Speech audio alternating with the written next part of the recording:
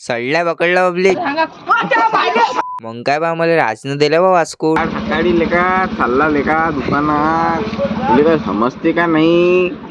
हा मला समजत नाही म्हणून तर चाललो मी. बंद मार ते पण मार लवकर.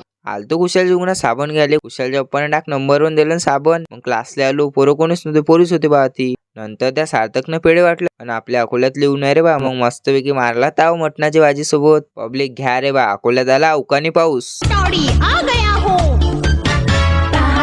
मेन लेका बाजारात जायच्या टायमालाच आला पाऊस. भाऊ का झाला कमबॅक.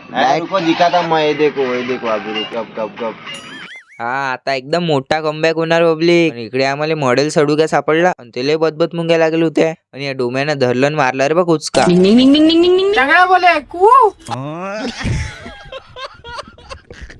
फिर आपण इशाऱ्याच्या या ऑटोत बसलो आणि आलो बा गांधी रोडवर. कपडे याचा विचार पडला की मी डायरेक्ट झुमवर येतो.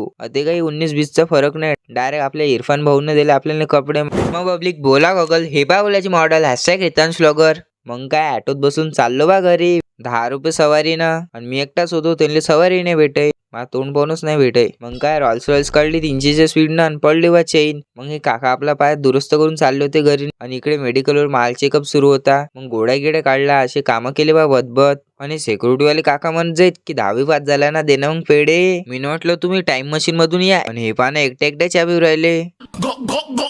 पब्लिक तुम्हाला ब्लॉग आवडला तर घ्या बा फॉलो करून.